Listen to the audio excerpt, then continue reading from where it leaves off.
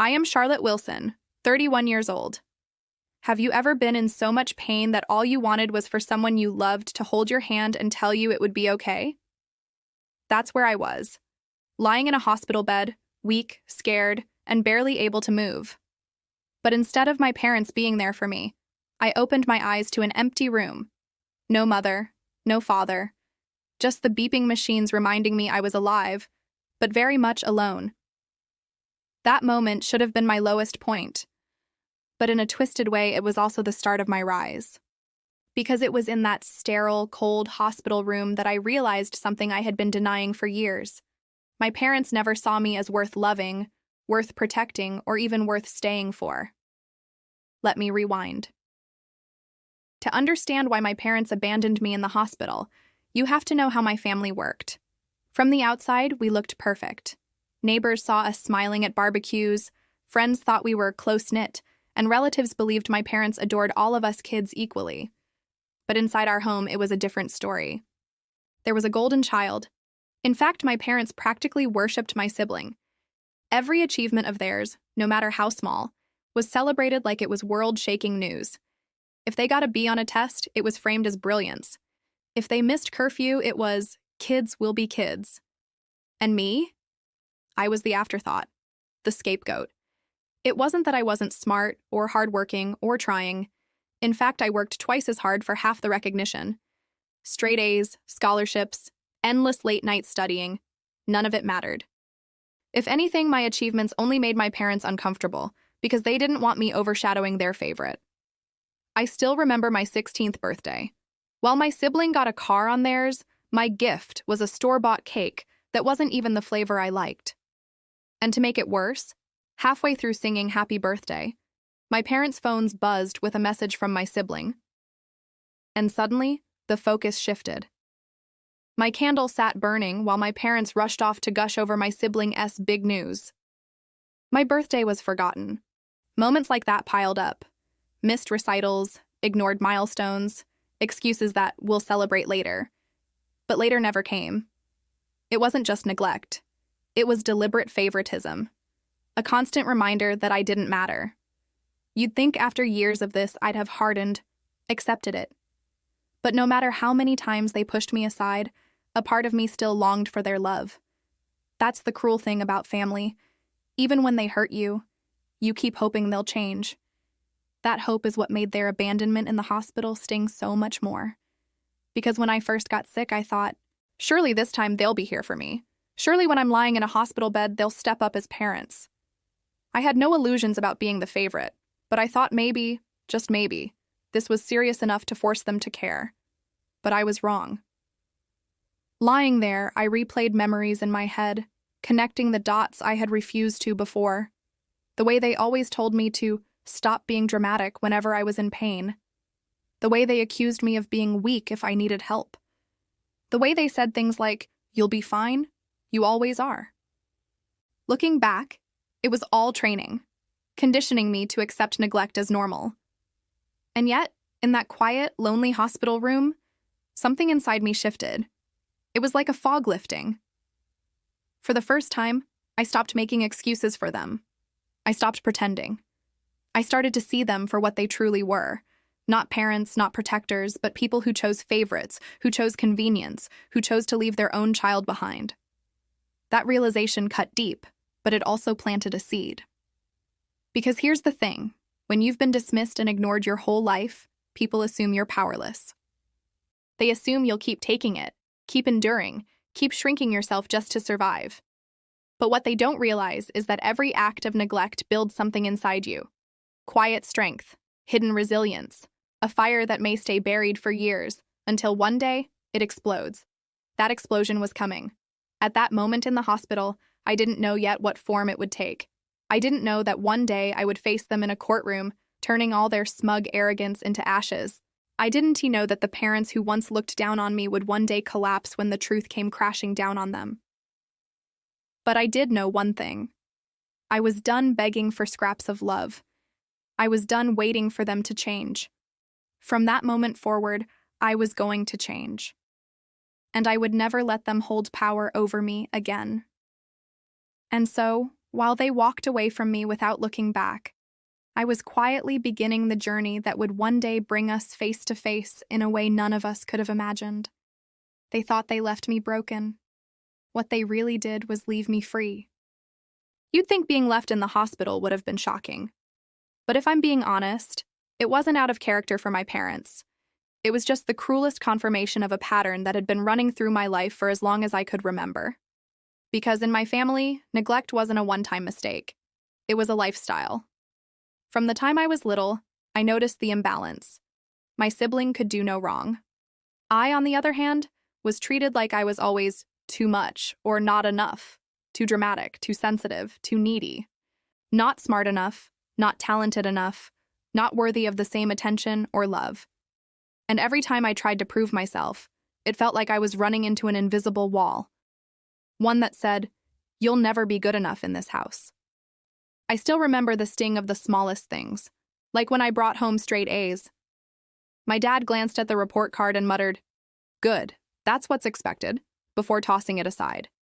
But when my sibling came home with a B+, suddenly it was a family celebration. Ice cream, dinner out, my parents bragging to their friends as if they'd raised a genius. Or when I poured my heart into piano lessons. I practiced until my fingers ached, hoping maybe the sound of music would make them proud. At my recital, I looked out into the crowd and saw only empty seats where my parents should have been. They skipped it, again, because my sibling had a soccer practice that couldn't be missed. Every moment like that carved a deeper wound. And the worst part? They always had excuses ready. Don't be so sensitive. You know your sibling needs more support right now. We'll make it up to you later.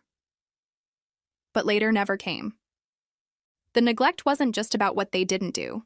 It was also about what they did. The constant comparisons, the backhanded comments, the subtle but deliberate ways they reminded me that my role in the family was to endure, to accept, to be invisible. When I was a teenager, I tried to call them out. Once, I asked my mom why she never came to my events. She looked me dead in the eyes and said, "Because you don't need me there. You're strong. Your sibling needs us more." At the time, I swallowed that explanation like poison disguised as medicine. I thought maybe she was right. Maybe being strong meant going without. But now I see it for what it was. A convenient lie that excused her neglect. And the favoritism wasn't limited to attention. It seeped into everything. Gifts, opportunities, even basic respect. On holidays, my siblings' pile of presents towered while mine could fit in one small bag. When college applications rolled around, my parents spent weeks helping my sibling polish essays while I was told, "You're smart, you'll figure it out." Even at the dinner table, my siblings' opinions were treated like gospel, while mine were brushed aside as immature or overthinking. I learned early on that nothing I did would ever be enough to earn the love that was given so freely to someone else. And that realization does something to a person. It doesn't just hurt, it reshapes you. I became the kid who stopped asking, stopped expecting, stopped hoping. On the outside, I looked independent, self-reliant, maybe even resilient.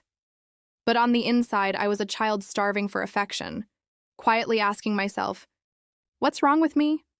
Why don't they love me the same?" The emotional abuse was subtle, but relentless. And that is the thing about this kind of family dynamic. It is not always loud. It's not always screaming matches or obvious cruelty. Sometimes it's the quiet cutting away of your worth, day after day, until you're convinced you don't deserve to be loved. But here is the part they didn't see. Their neglect wasn't it breaking me the way they thought it was. Yes, it hurt. Yes, it left scars. But it also gave me something dangerous. It gave me the ability to see through their illusions, to stop believing the lies they fed me, to recognize that the problem wasn't me, it was them. And when you reach that kind of clarity, something powerful happens. You stop chasing after people who refuse to see your value, and you start realizing that maybe, just maybe, their neglect is the very thing that will fuel your strength later on. Looking back, every ignored achievement, every empty chair in the audience, every cruel comparison was like kindling. And when they left me in that hospital room, they lit the match. What they didn't realize was that the fire they started wouldn't consume me, it would consume them. Because the patterns of neglect they thought would keep me small were the very patterns that would one day lead me to fight back, to stand up, to look them in the eye and show them that the child they dismissed was stronger than they could ever imagine. And while they were still lost in their favoritism, still convinced I would always stay quiet, I was slowly learning how to rise. You know how some moments feel like they carve themselves into your memory so deeply you'll never escape them? For me, that moment came in the sterile white walls of a hospital room. And it was not the illness that cut me the deepest. It was the people who were supposed to love me most, abandoning me when I needed them the most. It started with a pain I couldn't ignore. At first, I brushed it off, because I'd been trained my whole life not to make a fuss, not to demand attention. But when the pain grew unbearable, my friend insisted on rushing me to the ER. I still remember gripping my side, doubled over, telling myself, "It's fine. Mom and Dad will be here soon. They'll show up. They have to." I was wrong. When the nurse asked if I wanted them to call my parents, I nodded, still hopeful. Minutes ticked into hours, and I watched the door like a child waiting for a miracle. Every time footsteps echoed down the hallway, my heart leapt, only to crash again when it wasn't them. Finally, I got a text from my dad. Just one cold sentence. "Don't expect anyone to show. We're busy. Hall." I read it again and again, thinking maybe I'd misunderstood. But no, that was it. The final confirmation of what years of neglect had already whispered to me. You were not worth the effort. I can't explain the kind of loneliness that hits you in that moment. It's not just about being physically alone. It is about realizing that the people who should fight for you would rather leave you to suffer. I lay there, the beeping machines my only company, fighting tears because crying felt like weakness. But inside, I was shattered. What made it worse was knowing where they were instead. I later found out they'd gone to dinner with my sibling, some celebration for yet another minor achievement, as if my existence didn't matter at all. They had chosen steak and wine over their child lying in a hospital bed. Contrast that with the nurse who held my hand when I was wheeled in for tests, or the friend who stayed late just to make sure I wasn't completely alone. Strangers and casual friends showed more compassion than the very people who brought me into this world. That realization was as painful as the illness itself. And yet something shifted in me that night. I remember staring at the ceiling, the smell of antiseptic in the air, thinking, if they can abandon me here, they can abandon me anywhere. And if they can so easily choose my sibling over me now, they'll never stop. Not unless I make them stop. That thought terrified me. But it also lit something inside me. Because for the first time, I stopped waiting for them to change. I stopped telling myself stories like, they'll come around. Or, maybe if I just try harder. The hospital betrayal stripped those illusions away. If I was ever going to find justice, it wouldn't come from their love magically appearing. It would come from me standing up for myself. Still, the immediate reality was brutal. I spent days recovering, all while my phone stayed silent. No calls, no visits, just the occasional text that wasn't really concern, but more like a reminder of my place in their hierarchy. Things like, don't expect us to rearrange our schedules, or focus on getting discharged, we don't have time to drive back and forth. It was clear. I was an inconvenience, nothing more. But here, as the thing about hitting rock bottom, it gives you the kind of clarity you can ignore. And as much as it hurt, their abandonment became the clearest message I'd ever received. You're on your own. And maybe that's your greatest power. Because while they thought leaving me there would break me, what it actually did was break the spell of their control. For years, I'd been the child desperate for scraps of their affection. But lying in that hospital bed, I realized I didn't need their scraps anymore. What I needed was justice. I started replaying every moment of neglect in my mind, but now with a sharper perspective. The empty seats at my recitals, the favoritism at the dinner table, the dismissive texts, the inheritance plans whispered behind closed doors. Suddenly, it wasn't just painful memories. It was evidence. Evidence of a pattern. A pattern I could finally do something about. The betrayal in that hospital room wasn't just another wound. It was the breaking point disguised as silence. And while my parents went on, smug in their belief that I'd always stay the invisible child, I began to imagine something different. A future where they couldn't just dismiss me. A future where the imbalance they created came crashing back down on them. I didn't know exactly how yet, but I knew this. The next time I faced them, I wouldn't be the abandoned child in the hospital bed. I'd be something far stronger. And that thought kept me going. Through the pain, through the loneliness, through the gnawing ache of being left behind. Because I knew the story wasn't over. Not by a long shot. Have you ever reached that moment when silence stops being weakness and becomes strategy? That was me after the hospital. Everyone thought I'd crawl back into my role as the overlooked child, too beaten down to ever rise. But what they didn't know was that while they flaunted their golden child dinners and family photos without me, I was plotting. It started small, almost invisible. When I was discharged from the hospital, I didn't argue when my parents didn't bother picking me up. My friend drove me home, and I walked into a house where laughter echoed from the dining room. My step inside didn't even interrupt them. They didn't pause to ask how I was feeling. My sibling was waving around some certificate, my parents clapping like they were at a Broadway show. Normally, I would have swallowed the bitterness and forced myself into a smile. But this time, I just observed. Quiet. Detached. Because I had finally realized that every time they dismissed me, they left fingerprints. Patterns of neglect, favoritism, and outright cruelty. Patterns I could expose. At night when the house was quiet, I started going through drawers, cabinets, and files. Not out of nosiness, but out of necessity. I knew there had been financial dealings, whispers about my inheritance, shifts in accounts, documents that always seemed to go missing.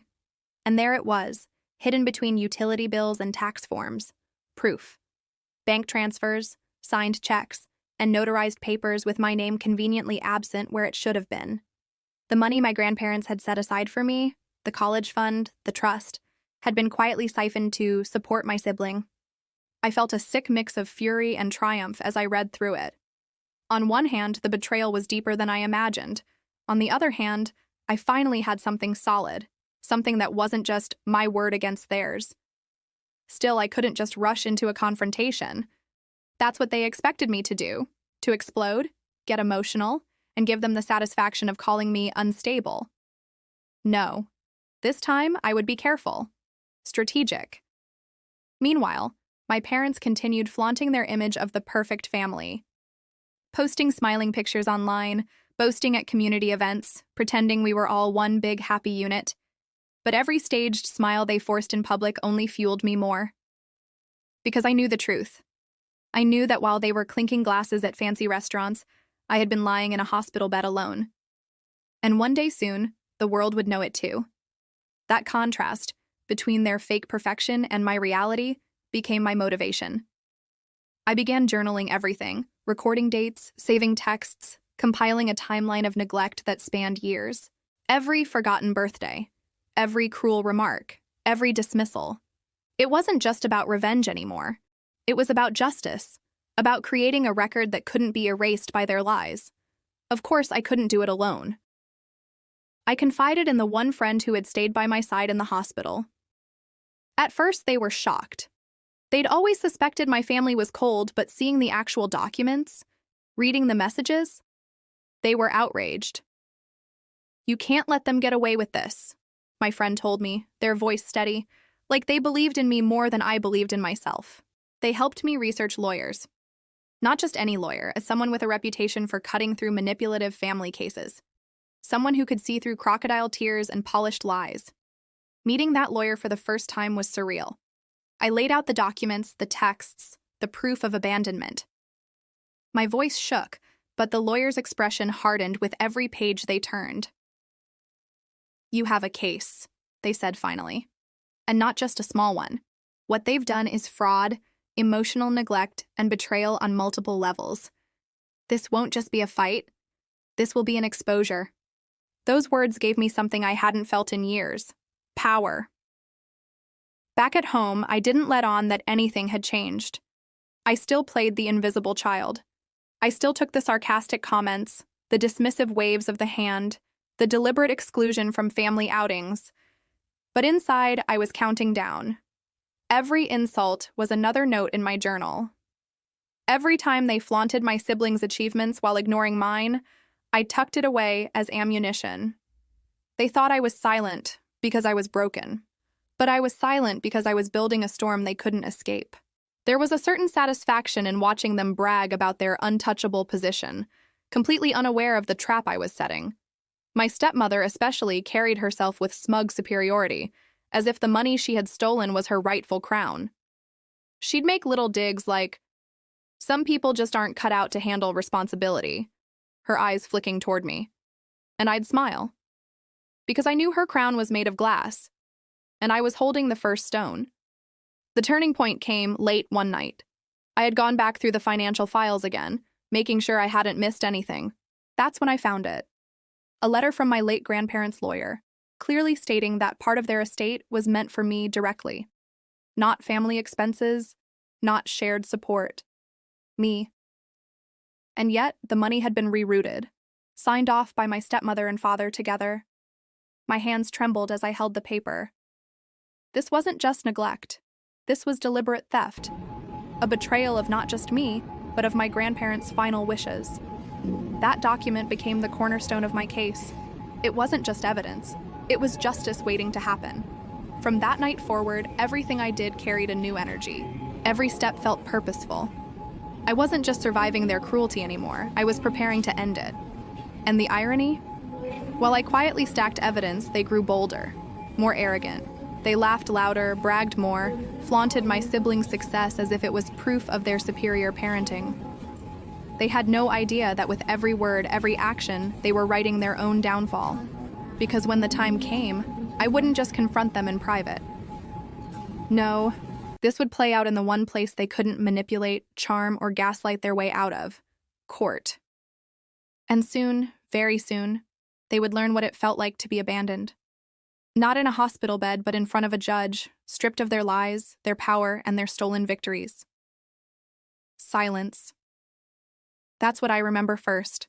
The kind of silence that presses against your chest, so heavy it's hard to breathe. The courtroom wasn't packed, but it felt like every single pair of eyes was waiting, watching, ready to see what would unfold. My parents sat just a few feet away from me, their posture stiff, their expressions almost smug. For a moment, I wondered if they even realized how cruel they looked. Like people who had rehearsed their performance of being the victims, not the villains. And then it hit me. This was it. All those nights of lying awake in the hospital, staring at the ceiling, wondering how they could leave me when I needed them most. It all led here. This was the place where silence would finally be broken. I had been told to keep calm, to let the facts speak for themselves. But inside, a storm raged.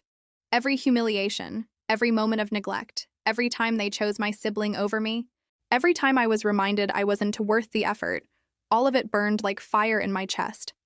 They thought they had buried me under years of cruelty, but they had only planted something stronger. The judge entered, and the room rose. My parents kept their heads high, as though they were certain this would be nothing more than a minor inconvenience. My stepmom even gave me a small, condescending smile, the same kind she used to give me as a child, when she'd take something from me and dare me to fight back. But this time, I wasn't the scared kid they could corner in my own home. I wasn't the patient they could abandon in a hospital bed and walk away from. I was someone who had gathered every piece of proof, every record, every witness, and brought it here. And for the first time, they couldn't run. My lawyer began speaking, laying out the case. The words were calm, steady, professional. But beneath them was the weight of everything I had endured. Hospital records showing how I was left alone, despite family being contacted. Financial documents proving how they funneled funds to the golden child while ignoring my needs. Statements from neighbors who had seen me struggle, alone, while my parents flaunted their perfect family image. I watched their faces as each piece of evidence was presented. At first, my dad tried to keep his expression cold, detached, as if he could convince himself this wasn't serious.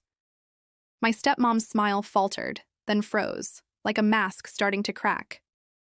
But the real turning point came when the photos were shown. Pictures of me in that hospital bed, pale and fragile, tubes running from my arms. Photos taken not by me, but by the one friend who had stayed by my side when everyone else walked out. The room went silent again, but this time it wasn't heavy. It was sharp, cutting through their arrogance like glass. For the first time, my parents looked small, not powerful, not superior, just two people caught in their own lies. When it was their turn to speak, their arrogance came roaring back. My dad tried to twist the story, claiming they didn't know how serious it was, that they had other obligations that couldn't wait. My stepmom insisted they had always cared, that I was just bitter and ungrateful. But no matter how polished their excuses sounded, they couldn't erase the evidence sitting in front of the judge. They couldn't erase the truth I had carried for years. And then, it was my turn. I stood. My knees trembled at first, but my voice didn't, because this wasn't just about legal arguments, it was about finally being heard. I spoke about what it was like to be the child who was always second, the one who learned early that love was conditional and fleeting. I spoke about the night in the hospital when I woke up, terrified and in pain, only to realize no one was coming. I told the court that for years I believed I was the problem, that maybe I didn't deserve love, didn't deserve care. But the truth was, I had been starved of it by people who had plenty to give, just not to me. My voice shook, but it carried. And with every word, I saw their faces shift. My dad's mask of indifference slipped, replaced by something that looked dangerously close to shame. My stepmom's bravado drained away until she couldn't even look at me. The judge listened. The courtroom listened. For the first time in my life, everyone listened. And then came the ruling. The judgment was clear and firm. My parents were held accountable. Financial restitution. Legal acknowledgement of neglect. The inheritance they had tried to divert. Restored to me. Their credibility. Shattered in front of everyone. I watched them as the words fell like stones in the silence. My dad's shoulders slumped. My stepmom's face went pale. It was the collapse of everything they had built. The lies, the favoritism, the cruelty hidden under a mask of family respectability. They had left me alone in the hospital, weak and powerless. But here, in this courtroom, I was the one standing tall. And when the gavel struck, sealing the judgment, I knew it wasn't just about money or restitution. It was about something much greater. It was about finally reclaiming my voice, my worth, and my place in a world where they no longer had power over me. For once, the silence wasn't heavy. It was liberating. The gavel's echo still rang in my ears long after the courtroom emptied. That sound, the sharp crack of finality, felt like the door closing on years of silence, neglect, and humiliation. For once, I wasn't walking out of a room as the forgotten one. I was walking out as someone who had finally been heard. But what surprised me most wasn't the judgment itself. It wasn't the legal restitution or even the inheritance being rightfully restored. What struck me was the way I felt inside. Lighter, freer, almost as if I'd been carrying a weight on my chest for so long that I forgot what it was like to breathe without it. My parents had always acted untouchable, as if their version of the story was the only one that mattered. But in that courtroom, their voices were stripped bare. Their excuses didn't matter anymore. The truth did. I caught one last glimpse of them as they shuffled out, their heads bowed low, their steps unsteady. They had walked into the courtroom with arrogance, but they left with something else entirely. Shame. And I realized something in that moment. I didn't need their approval. I didn't need their love. I never did. For years, I had chased scraps of affection like a starving child begging for crumbs. I thought if I was just good enough, quiet enough, useful enough, maybe one day they would see me. But they never did. And now, I finally understood that it wasn't because I was unworthy. It was because they were incapable of giving what I deserved. That night, when I finally went home, I sat in my room with the documents, the evidence of justice served, spread out across the table. I should have felt vindictive triumph, but what I felt was peace. The kind of peace that comes when you finally put down a burden you were never meant to carry. I thought about the hospital, about the loneliness, the way I had stared at the door, hoping it would open and reveal a parent who cared enough to stay. That door never opened. But now, in a different way, another door had. A door into a life where their neglect no longer defined me. My parents' collapse wasn't just physical, it was symbolic. It was the collapse of the illusion that they held power over me. It was the fall of the pedestal I had once placed them on, thinking parents were supposed to be gods who could do no wrong. They weren't gods. They were flawed, selfish people. And now they had to live with the truth of what they'd done. The resolution wasn't about revenge, it was about reclaiming myself. My dignity. My worth. In the weeks that followed, I started to notice subtle shifts in my own reflection. I walked taller. I spoke with more certainty. For the first time, I wasn't afraid of taking up space, of being seen. People around me noticed too. Friends who had once pitied me now congratulated me for my courage. Strangers who heard my story reached out with their own tales of being silenced, neglected, betrayed. And in those conversations, I realized I wasn't alone. That's what injustice does. It isolates you, makes you feel like you're the only one. But when you break that silence, when you tell your story, you find out how many others carry scars that look just like yours. Sometimes late at night, I still think about my parents. I wonder if they regret what they did. If they lie awake remembering the hospital bed they left empty. I'll probably never know. And the truth is, I don't need to. Their regret, or lack of it, has no power over me anymore. Because the real justice wasn't in the courtroom papers or the financial restitution. The real justice was me, standing tall after everything they tried to break. The real justice was me realizing I was never the weak one. They were. They chose cruelty because they couldn't handle my strength. Now, when I pass by the hospital where I once lay abandoned, I don't feel bitterness. I feel gratitude for my own survival. I think of the younger version of me who endured that pain and still kept going, even when no one showed up. That version of me deserves to be honored, not hidden in shame.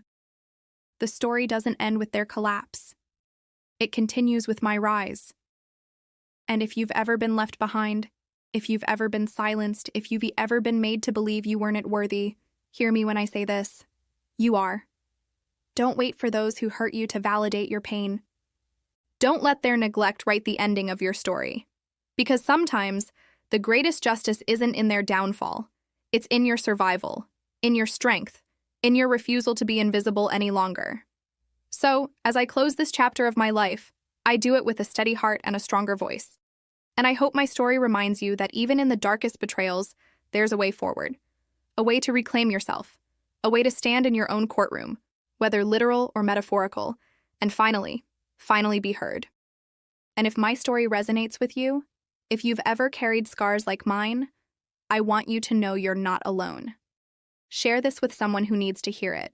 Like this, if you've ever felt invisible but chose to rise anyway. And subscribe if you want more stories that remind you justice, real justice, always finds its way to the surface. Because silence doesn't last forever. One day your voice will break it too.